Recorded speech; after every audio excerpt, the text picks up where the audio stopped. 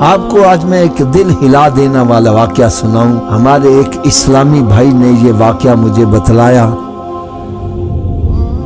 کہنے لگے کہ ہم ایک قافلے میں تھے شامل، ایک مسجد میں ہم نے جا کر قافلہ ٹھہرایا اور اپنا جو جدول تھا اس کے مطابق ہم نے عمل شروع کر دیا۔ ظہر کی نماز میں ہم نے درس دینا تھا تو فرضوں کے بعد اعلان کیا گیا کہ بھئی بقیہ نماز کے بعد درس ہوگا، اور پھر ہم نماز پڑھنے میں مشغول ہو گئے۔ اتنے میں ایک بندہ باہر سے آیا، اس نے آ کے مولوی صاحب سے کہا کہ جی باہر جنازہ ہے تو نماز کے بعد دعا کے بعد نماز جنازے کا اعلان کر دیں۔ کہنے لگے جب اعلان ہوا تو ظاہر بات ہے پھر درس نہیں ہو سکتا تھا۔ ہم نے سوچا چلو ہم بھی جا کے نماز جنازہ میں شرکت کرتے ہیں۔ کہنے لگے جب ہم باہر گئے نا تو ہم حیران رہ گئے، نماز جنازہ میں گنتی کے چند بندے، یہ سمجھے 7-8 بندے ہیں۔ بڑے حیران ہوئے کہ یار یہ ماجرا کیا ہے۔ پھر کہنے لگے کہ ہم نے نماز جنازہ پڑھی تو سوچا کہ بندے تھوڑے ہیں تو چلو ہم بھی قبرستان اس کے ساتھ ہی چلتے ہیں۔ کہنے لگے ہم وہاں پر گئے، قبر تیار تھی تو کہنے لگے کہ جب میت کو قبر کے اندر اتارا گیا،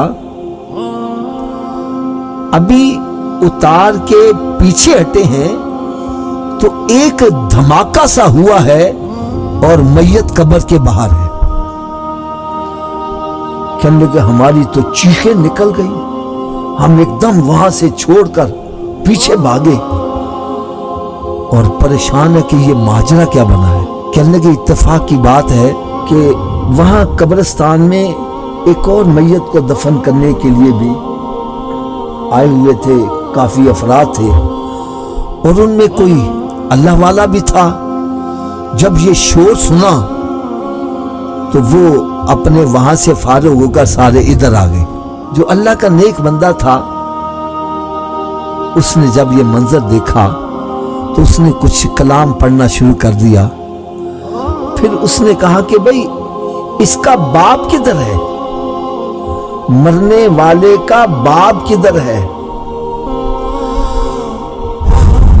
ایک بندہ بلا جی وہ جنازے میں نہیں آیا، جنازے میں باپ سکا باپ نہیں آیا۔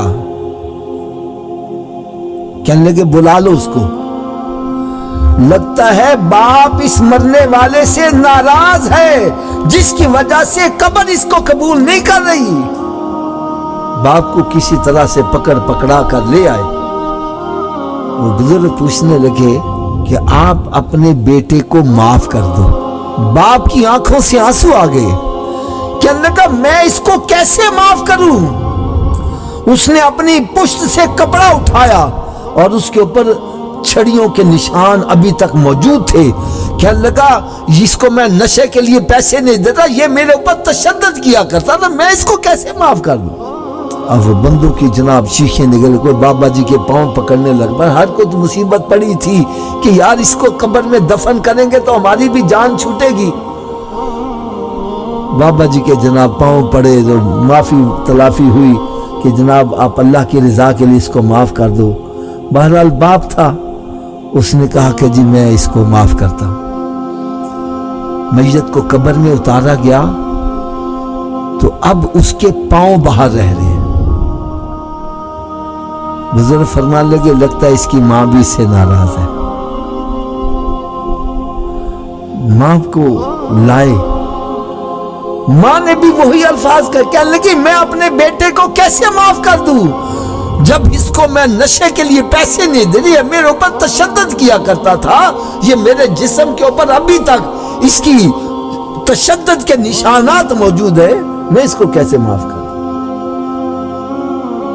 لوگوں کی چیخیں نکل گئی، منت سماجت کی، اماں جی آپ اس کو معاف کر دو۔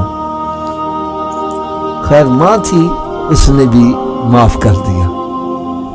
فرماتے ہیں جب ماں نے کہا میں نے اس کو معاف کیا تو اس کی ٹانگیں خود بخود ہی قبر کے اندر چلی گئی۔ کہنے لگے دفن کر کے ہم جب قبرستان سے باہر نکلے، پھر اس کی قبر میں ایک بڑی زوردار سی آواز آئی، واللہ عالم اس کے اوپر کیا بیتی۔ خدا را، اے نشہ کرنے والو، اے سود کھانے والو، اے حرام کی کمائی کھانے والو، اس واقعے سے عبرت پکڑو۔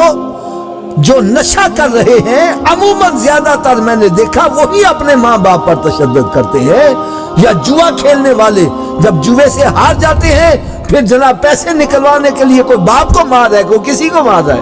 آپ کے یہ قریب صدر گول چکر کے پاس ایک پتہ نہیں وہ میجر تھا ریٹائرڈ، اس کا بیٹا نشے میں، میرا مطلب ہے کہ پڑ گیا۔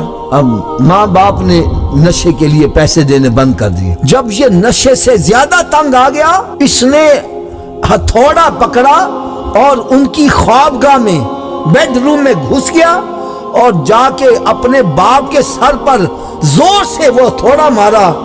باپ کی آنکھ نکلی اور دیوار کے ساتھ جا کے چمٹ گئی۔ اسی طرح اس نے ماں باپ کو بھی کچل کے مار دیا۔